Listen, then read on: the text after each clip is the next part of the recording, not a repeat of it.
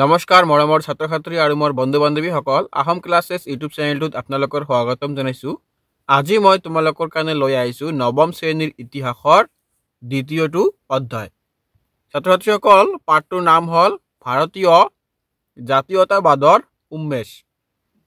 ছাত্ৰ ছাত্ৰীসকল, এই পাঠটিৰ অনুশীলনীত থকা যিমানখিনি কুৱেশ্যন আছে মই সকলোখিনি তোমালোকৰ কাৰণে অতি সহজ আৰু অতি চমুকৈ লৈ আহিছোঁ, তোমালোকে যাতে সোনকালে বুজি পোৱা আৰু সোনকালে মুখস্থ হৈ যায়।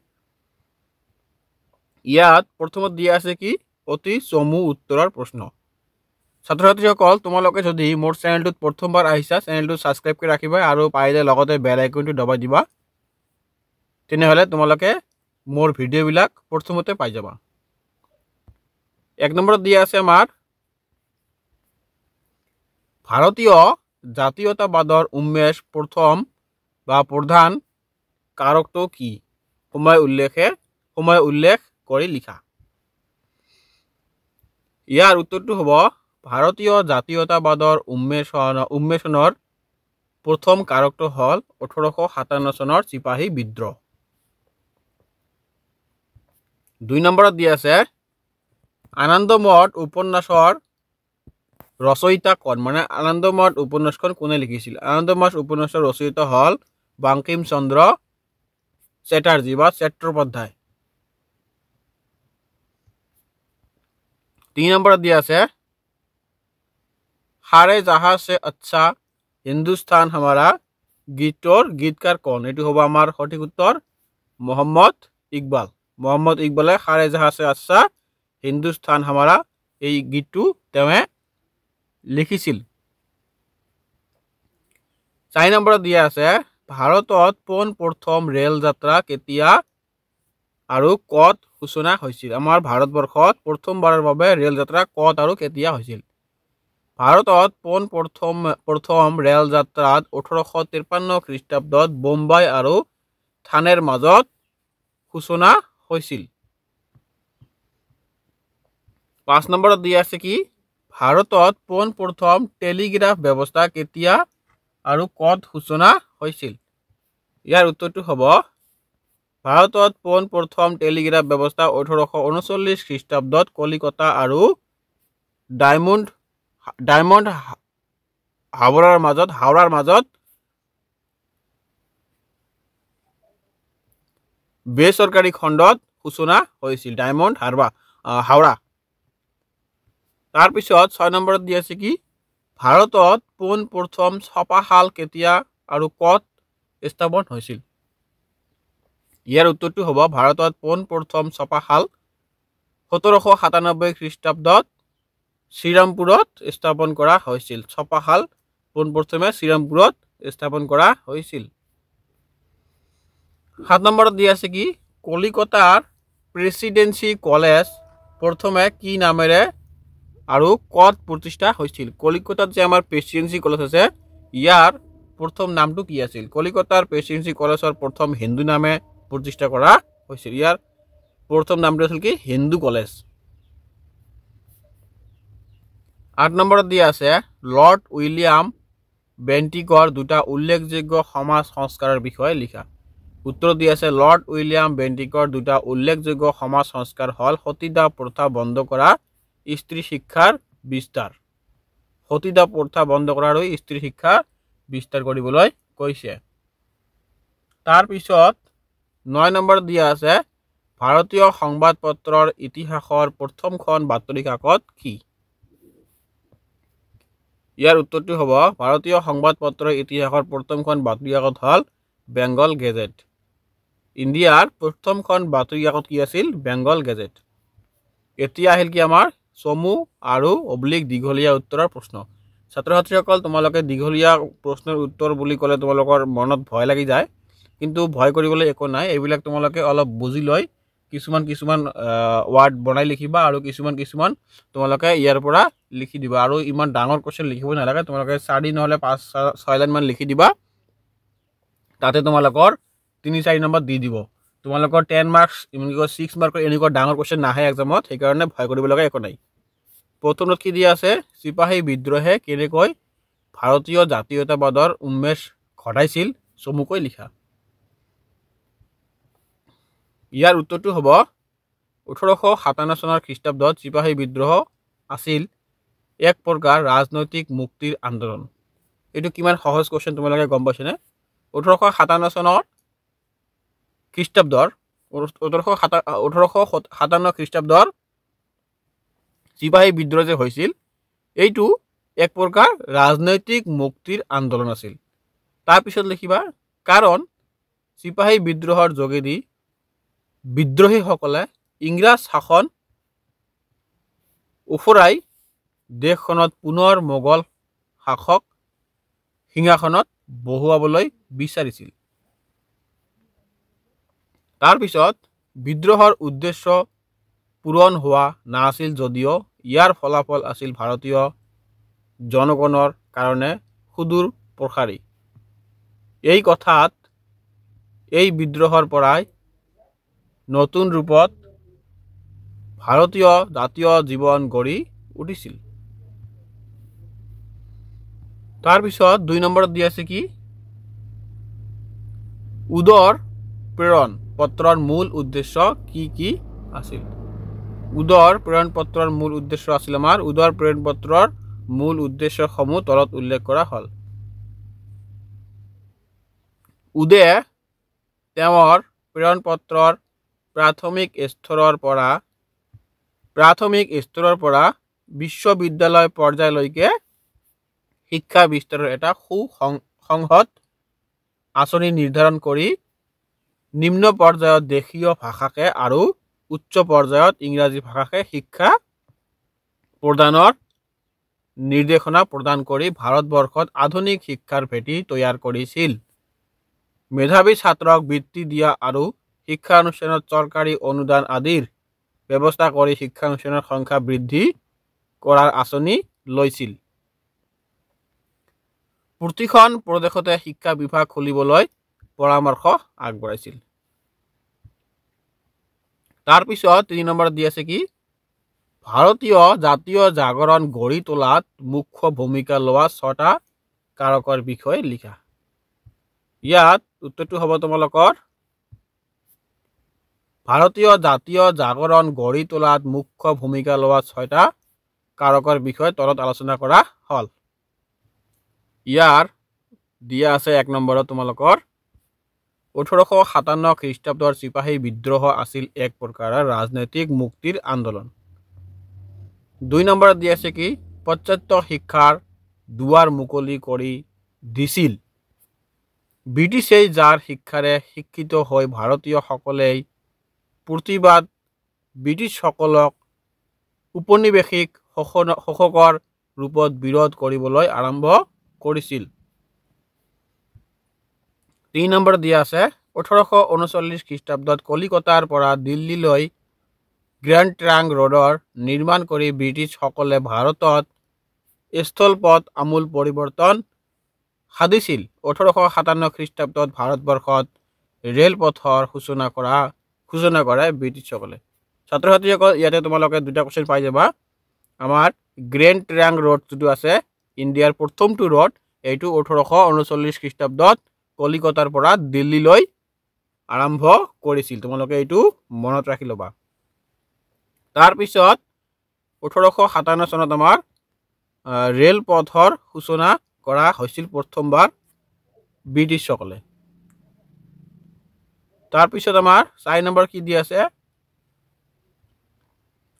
4 নম্বৰত দি আছে কি, ব্ৰিটিছ আগ্ৰাসন আৰু খ্ৰীষ্টান ধৰ্মৰ প্ৰসাৰৰ বিপৰীতে হিন্দু ধৰ্মীয় উন্মোদনাৰ চেতনা জাগ্ৰত হৈছিল। 5 নম্বৰত দি আছে কি, 1885 খ্ৰীষ্টাব্দত ভাৰতীয় জাতীয় কংগ্ৰেছৰ জন্মৰ লগে লগে ভাৰতীয় জাতীয়তাবাদে এক বাস্তৱ ৰূপ পৰিগ্ৰহ কৰিছিল। তোমালোকে ইয়াতে আৰু এটা কোৱেশ্চন পাই গলা। আমাৰ যে ভাৰতীয় জাতীয় কংগ্ৰেছ দলটো আছে, এইটো 1885 খ্ৰীষ্টাব্দত হৈছিল, স্থাপন হৈছিল বা জন্ম হৈছিল। তোমালোকে এইটো মনত ৰাখি ল'বা। আৰু ইয়াৰ স্থাপন কোনে স্থাপন কৰিছিল? অলেন অক্টেভিয়ান হিউম নামৰ ব্যক্তিজনে আমাৰ ভাৰতীয় জাতীয় কংগ্ৰেছ পাৰ্টিটো জন্ম দিছিল বা স্থাপন কৰিছিল। 4 নম্বৰত দি আছে কি, ভাৰতীয় জাতীয় জাগৰণ গড়ি তোলাত পাশ্চাত্য শিক্ষাৰ 4টা প্ৰভাৱৰ বিষয়ে লিখা। ইয়াৰ উত্তৰটো হ'ব ভাৰতীয় জাতীয় জাগৰণ গঢ়ি তোলাত পাশ্চাত্যৰ শিক্ষাৰ 4টা প্ৰভাৱৰ তলত উল্লেখ কৰা হ'ল। আমাৰ ক নম্বৰত দিয়া আছে কি পাশ্চাত্যৰ শিক্ষাই বংগবাসীক পোনপ্ৰথম আলোড়িত কৰিছিল। এফালে ৰাজধানী কলিকতাৰ প্ৰতি আকৰ্ষণ, আনফালে ইয়াৰ শিক্ষা প্ৰতিষ্ঠান।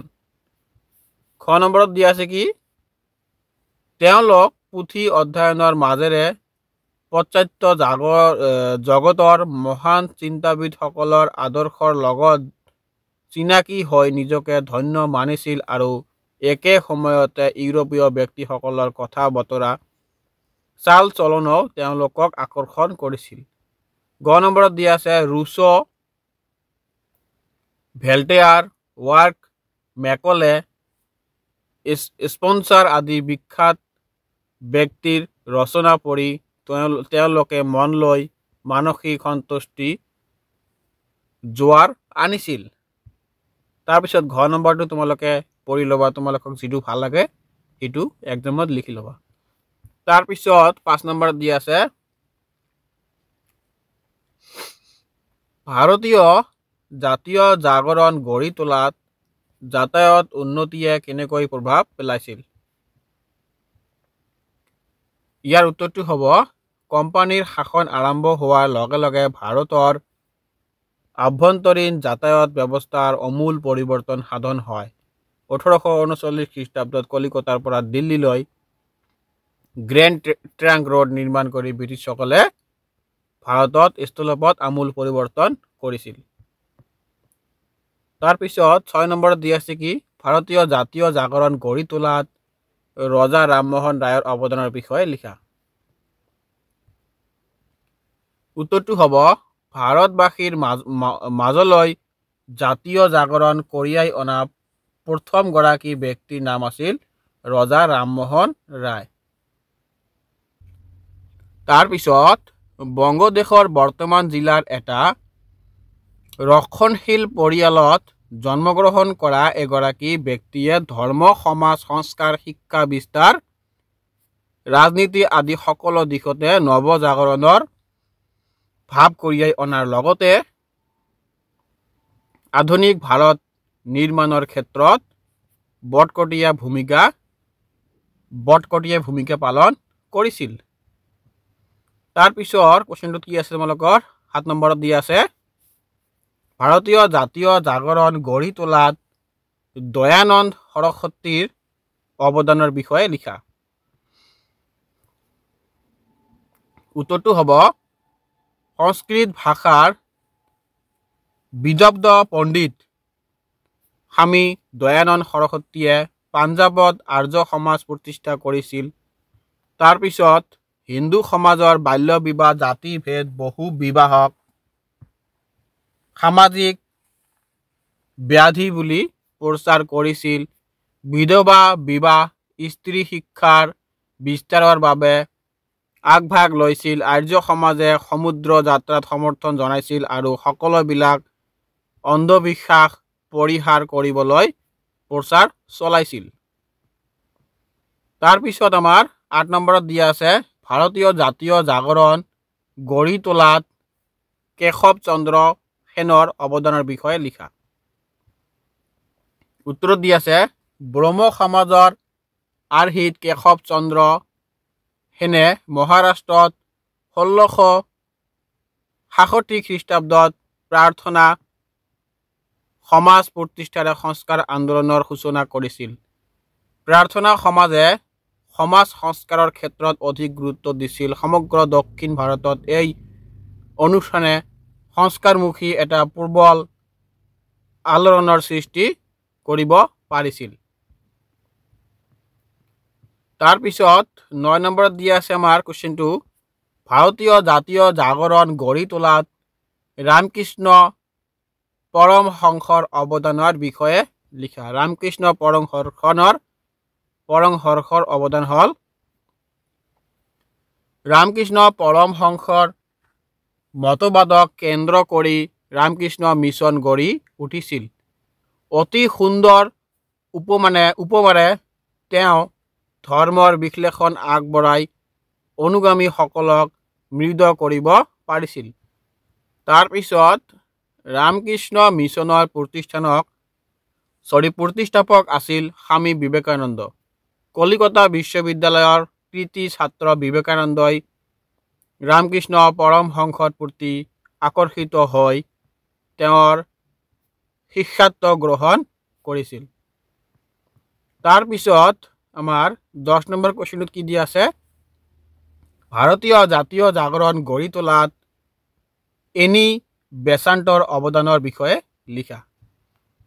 উত্তৰত দিয়া আছে মাদ্ৰাজক কেন্দ্ৰ কৰি সমগ্ৰ ভাৰতবৰ্ষত থিঅ'ছফিকেল ছ'চাইটিক জনপ্ৰিয় কৰি তোলাৰ মূলতে আছিল আয়াৰলেণ্ডৰ মহিলা মিছেছ এনি বেচাণ্টেৰ বিশেষ কৰ্মদক্ষতা। এনি বেচাণ্টে সমাজ সেৱাৰ মাজেৰে প্ৰাচীন ভাৰতীয় সভ্যতা আৰু সংস্কৃতি পুনৰুদ্ধাৰৰ ওপৰত মনোনিৱেশ কৰিছিল। ভাৰতীয় আধ্যাত্মিকতাক প্ৰাধান্য দি তেওঁ কেইবাখনো আদৰ্শ শিক্ষানুষ্ঠানৰ প্ৰতিষ্ঠা কৰিছিল। তাৰপিছত আমাৰ কুৱেশ্যন নম্বৰ 11, আলিগড় আন্দোলন কি? এই আন্দোলনে মুছলমানসকলক কেনেকৈ আধুনিক চিন্তা চৰ্চাৰ পথ দেখুৱাইছিল লিখা। উত্তৰত দিয়া আছে আমাৰ ভাৰতীয় মুছলমান সমাজক আলিগড় শিক্ষানুষ্ঠানৰ মাধ্যমেৰে আধুনিক শিক্ষাৰে শিক্ষিত কৰি তেওঁলোকৰ মাজত জাতীয়তাবাদী ভাৱ চিন্তাৰ সঞ্চাৰ কৰোৱাটো আলিগড় আন্দোলন বুলি কোৱা হয়। মুছলমান সমাজক আধুনিক চিন্তাৰ চৰ্চাৰে পুনৰুজ্জীৱিত কৰি তোলাৰ ক্ষেত্ৰত ছাৰ সৈয়দ আহমদ খানৰ অৱদান উল্লেখযোগ্য।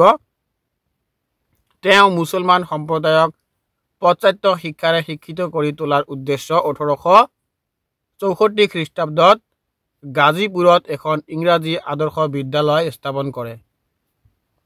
তাৰপিছত 1875 খ্ৰীষ্টাব্দত তেওঁ আলিগড় মহম্মদান এংলো ইণ্ডিয়ান কলেজ প্ৰতিষ্ঠা কৰে। কম সময়ৰ ভিতৰতে অনুষ্ঠানটো পাশ্চাত্যৰ সাহিত্য সংস্কৃতিৰ আধাৰত জ্ঞান চৰ্চাৰ এটা অন্যতম কেন্দ্ৰত পৰিণত হৈ পৰে। তাৰপিছত আমাৰ 12 নম্বৰ কুৱেশ্যনত কি দিয়া আছে তোমালোকে চোৱা, বাতৰি কাকতৰ জন্মই কেনেকৈ ভাৰতীয়সকলৰ মাজত জাতীয়তাবাদী চিন্তা উদ্ৰেক ঘটাইছিল বৰ্ণনা কৰা। ইয়াৰ উত্তৰটো হ'ব আমাৰ দেশীয় ভাষাক কাকতসমূহে সাম্ৰাজ্যবাদী শাসকৰ কাম কাজবোৰৰ ওপৰত কটু সমালোচনা কৰি ভাৰতীয়ৰ মনত ইংৰাজ চৰকাৰৰ বিৰুদ্ধে জনমত গঢ়ি তুলিছিল। এই ক্ষেত্ৰত বংগদেশৰ পৰা প্ৰকাশিত কাকতসমূহৰ অৱদান সকলোতকৈ বেছি। 19বিংশ শতিকাৰ দ্বিতীয় ভাগত বংগদেশত বহুল প্ৰচাৰিত কাকত বংগ দৰ্শন, সঞ্জীৱনী, আৰ্য দৰ্শন, অমৃত বজাৰ পত্ৰিকা আদি কাকতে ভাৰতীয়ৰ মনত জাতীয় সত্তা বিকাশত গুৰুত্ব ভূমিকা লৈছিল। তাৰপিছত 13 নম্বৰ কুৱেশ্যন কি দিয়া আছে আমাৰ, ভাৰতীয় জাতীয় কংগ্ৰেছৰ জন্মৰ ইতিহাস সম্পৰ্কে এটি চমুকৈ লিখা। ইয়াৰ উত্তৰটো হ'ব গভৰ্ণৰ জেনেৰেল লৰ্ড ডাফৰিনৰ কাৰ্যকালত এলেন অক্টেভিয়ান হিউম নামৰ এজন অৱসৰপ্ৰাপ্ত অসামৰিক বিষয়াই ভাৰতীয়ৰ স্বাৰ্থত এটা জাতীয় অনুষ্ঠান গঠনৰ যোজা চলাইছিল। তোমালোকে ইয়াতে এটা কুৱেশ্যন ওলাইছে, এলেন অক্টেভিয়ান হিউম নামৰ ব্যক্তিজনে আমাৰ ভাৰতীয় জাতীয় কংগ্ৰেছ দলটো প্ৰতিষ্ঠা কৰিছিল। তাৰপিছত ইণ্ডিয়ান নেশ্যনেল ইউনিয়ন নামেৰে নামাঙ্কিত বৈঠকখনে দেশৰ উন্নতিৰ স্বাৰ্থত এটা সৰ্বভাৰতীয় জাতীয় অনুষ্ঠান গঢ়ি তোলাৰ পোষকতা কৰিছিল। বোম্বাইত এখন মহাসভা আয়োজন কৰাৰ প্ৰস্তাৱ লৈ এটা জাতীয় অনুষ্ঠান গঠনৰ সিদ্ধান্ত লোৱা হৈছিল। 1885 খ্ৰীষ্টাব্দত 28 ডিচেম্বৰত বোম্বাইৰ গকুল দাস তেজপাল সংস্কৃত কলেজত মহাসভাখন অনুষ্ঠিত হৈছিল। ভাৰতৰ বিভিন্ন ঠাইৰ পৰা 72 জন প্ৰতিনিধিয়ে অধিৱেশনস্থলীত উপস্থিত হৈছিল। সভাপতিৰ বাবে নিৰ্বাচন কৰা হৈছিল কলিকতাৰ বেৰিষ্টাৰ উমেশ চন্দ্ৰ বন্দ্যোপাধ্যায়ক। মহাসভাই প্ৰস্তাৱিত জাতীয় অনুষ্ঠানটোৰ নাম ভাৰতীয় জাতীয় কংগ্ৰেছ বুলি স্থিৰ কৰিছিল। তাৰপিছত আমাৰ কোৱেশ্চন নম্বৰ 14, ভাৰতীয় জাতীয় কংগ্ৰেছৰ কাৰ্যাৱলী আৰু বিকাশ সম্পৰ্কে চমুকৈ লিখা। ভাৰতীয় কংগ্ৰেছৰ কাৰ্যাৱলী আৰু তাৰ বিকাশ সম্পৰ্কে আমাক চমুকৈ লিখিবলৈ কৈছে। উত্তৰত দিয়া আছে, এই নৰমপন্থী অনুষ্ঠান হিচাপে পৰিচয় দি জাতীয় কংগ্ৰেছে আৰম্ভণিতে আবেদন নিবেদনৰ মাজেৰে ভাৰতীয় বিভিন্ন সমস্যাৰ প্ৰতি মনোযোগ দিবলৈ চৰকাৰক আহ্বান জনাইছিল। ইংৰাজ শাসক আৰু ব্ৰিটেইনৰ চৰকাৰৰ ওপৰত মধুৰ সম্পৰ্ক বৰ্তাই ৰাখি শাসন যন্ত্ৰৰ ভাৰতীয় প্ৰতিনিধিত্ব বিচৰাটোৱেই জাতীয় কংগ্ৰেছৰ এটা অন্যতম লক্ষ্য আছিল। তাৰপিছত 1950 খ্ৰীষ্টাব্দত বাৰাণসী জাতীয় কংগ্ৰেছৰ সভাপতি গোপাল কৃষ্ণ গোখলেৰ নামৰ সুৰৰ ভাষণ বিপিন চন্দ্ৰ পালে বিৰোধিতা কৰিছিল। তেওঁ অনুনয় বিনয় ত্যাগ কৰি কেৱল স্বদেশী কাৰ্যসূচীক গুৰুত্ব দি কঠোৰ পন্থা অৱলম্বনেৰে জাতীয় কংগ্ৰেছক আগুৱাই যাবলৈ আহ্বান জনাইছিল। তাৰপিছত ছাত্ৰ ছাত্ৰীসকল এতিয়া আহিল কি আমাৰ অতিৰিক্ত কোৱেশ্চন। অতি চমু উত্তৰবিলাকৰ ভিতৰতে যিবিলাক অতিৰিক্ত কোৱেশ্চন মানে অনুশীলনীত নাই, পাঠৰ ভিতৰত থকা কোৱেশ্চনখিনি মই লৈ আহিছোঁ। তোমালোকৰ এক্সামত এইবিলাক কোৱেশ্চন খুবেই ইম্পৰ্টেণ্ট হোৱাৰ কাৰণে মই এইবিলাক বিচাৰি লৈ আহিছোঁ। ছাত্ৰ ছাত্ৰীসকল তোমালোকে ভিডিঅ'টো স্কিপ নকৰাকৈ এবাৰ হ'লেও কোৱেশ্চনবিলাক চাই লোৱা। তোমালোকে পাৰিলে লিখি ল'বা কপিত। এনে ভিডিঅ' চালে তোমালোকৰ মনত নাথাকিব পাৰে। যেতিয়া তোমালোকে কোৱেশ্চনবিলাক কপিত লিখি ল'বা, লিখোঁতে তোমালোকৰ কিছুমান ৱাৰ্ড মুখস্থ হৈ যাব বা কিছুমান ৱাৰ্ড কমন পৰিব। সেইকাৰণে তোমালোকে যেতিয়া মুখস্থ কৰিবা কোৱেশ্চনবিলাক তোমালোকৰ সোনকালে হৈ যাব। ছাত্ৰ ছাত্ৰীসকল তোমালোকে ভিডিঅ'টো চাই থাকা। কোনে পোনপ্ৰথমে স্বদেশ প্ৰেম কবিতা ৰচি দেশবাসীক অন্তৰত দেশ প্ৰেম জগাই তুলিছিল? ঈশ্বৰ চন্দ্ৰ গুপ্তই। 2 নম্বৰটো দি আছে কি, বন্দে মাতৰম কোনখন উপন্যাসৰ পৰা লোৱা হৈছিল? আনন্দমঠ উপন্যাসৰ পৰা লোৱা হৈছিল। এইটো তোমালোকৰ খুবেই ইম্পৰ্টেণ্ট কোৱেশ্চন। আৰু এই উপন্যাসটো কোনে লিখিছিল? বাংকিম চন্দ্ৰ চেটাৰ্জীয়ে লিখিছিল।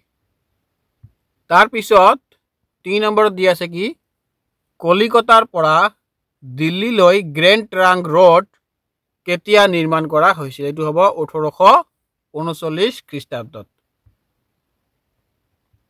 আৰু এইটোৱে আমাৰ ভাৰতৰ সৰ্বপ্ৰথম ৰোড আছিল। কিমান খ্ৰীষ্টাব্দত মাদ্ৰাছত ৰেলপথ নিৰ্মাণৰ কাম আৰম্ভ কৰিছিল? এইটো হ'ব 1854 খ্ৰীষ্টাব্দত। 5 নম্বৰত দিয়া আছে, অসমত ৰেল যোগাযোগ বা যাত্ৰা যোগাযোগ একেই কথা। অসমত ৰেল যোগাযোগ ব্যৱস্থা কেতিয়াৰ পৰা হয়? এইটো হ'ব 1883 খ্ৰীষ্টাব্দত অসমত শদিয়াৰ পৰা ডিব্ৰুগড়লৈ ৰেল যোগাযোগ আৰম্ভ হয়। শদিয়াৰ পৰা ডিব্ৰুগড়লৈ তোমালোকে জানি লোৱা। শদিয়া এই আমাৰ অৰুণাচলৰ ফালে আছে, ডিব্ৰুগড় এই অসমৰ আপাৰ আসামত আছে। তোমালোকে যিবিলাকে ডিব্ৰুগড়ত থাকে তেওঁলোকে গম পাব।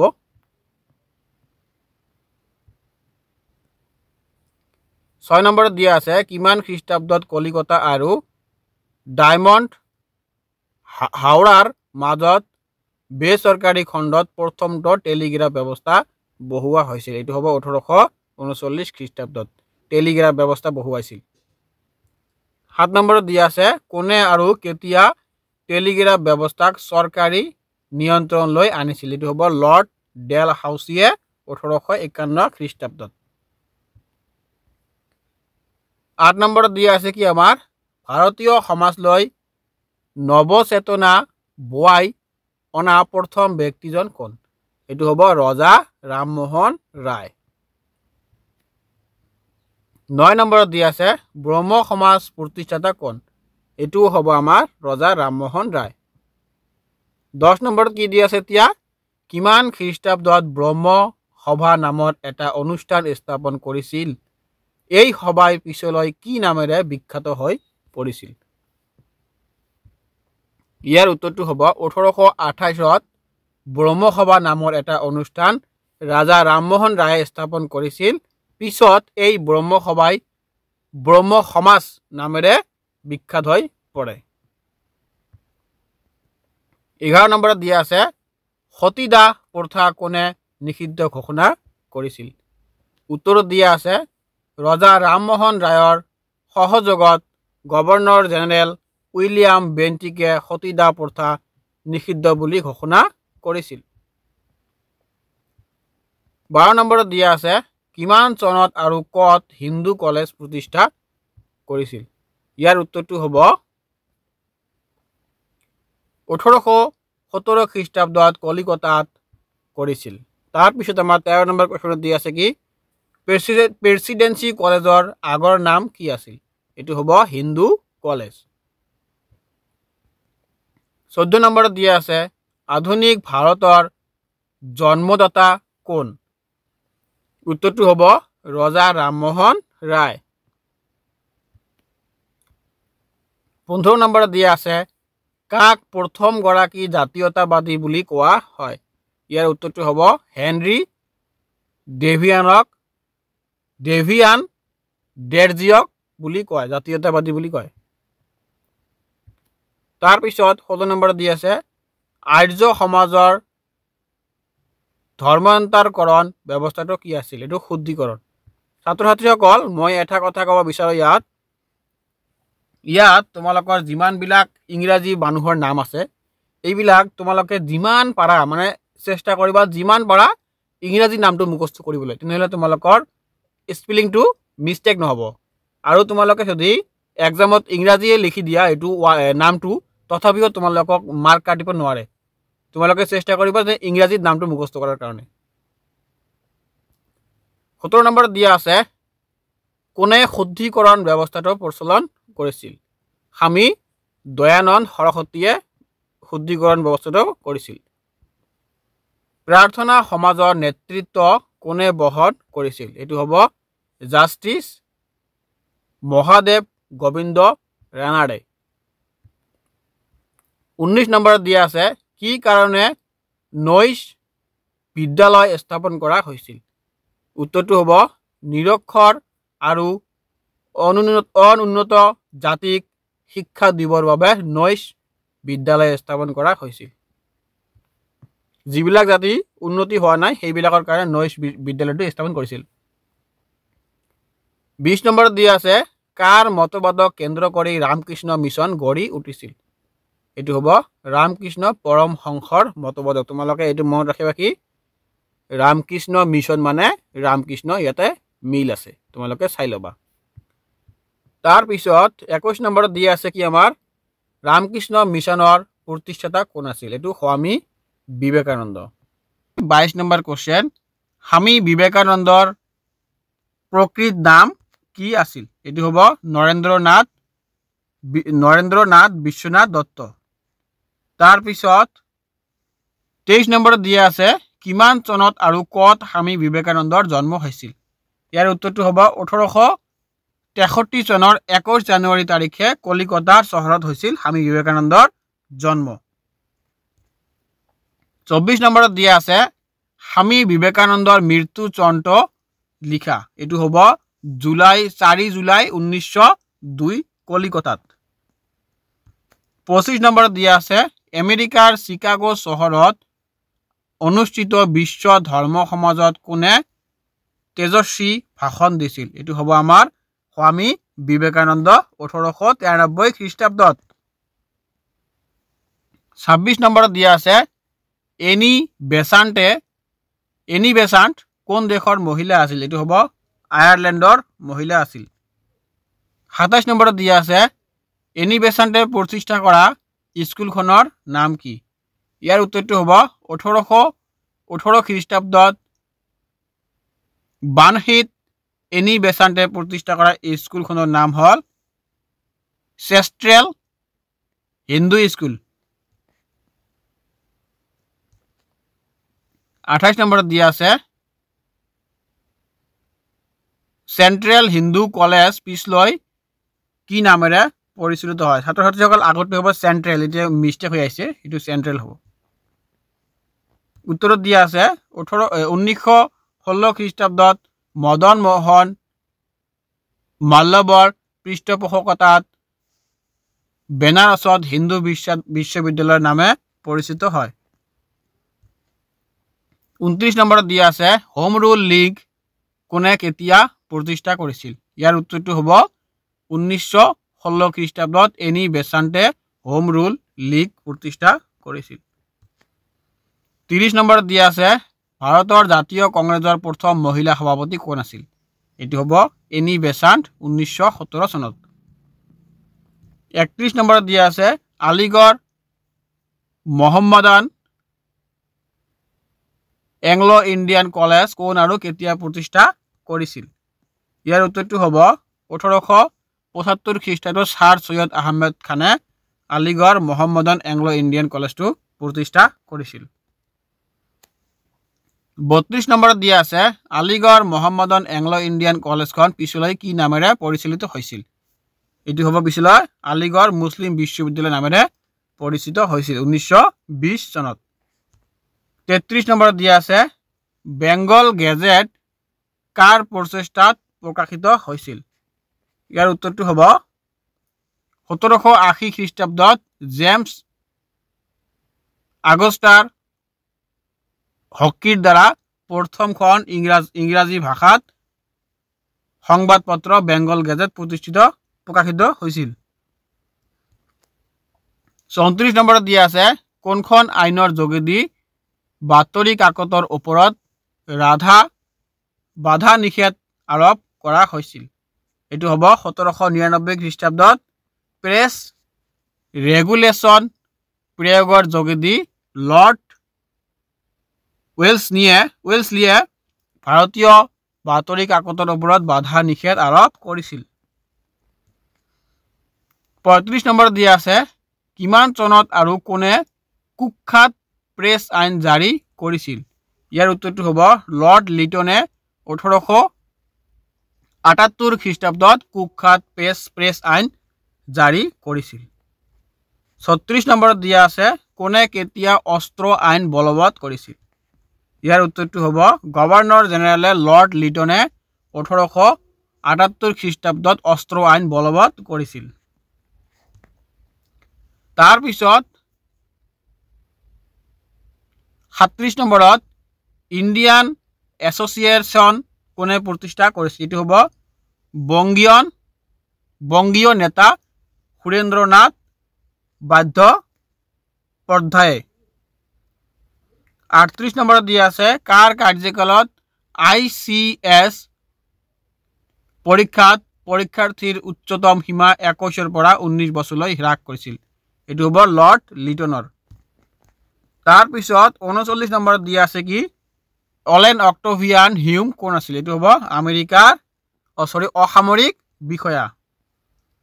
40 নম্বৰত দিয়া আছে কাৰ কাৰ্যকালত ভাৰতীয় জাতীয় কংগ্ৰেছ প্ৰতিষ্ঠা হৈছিল?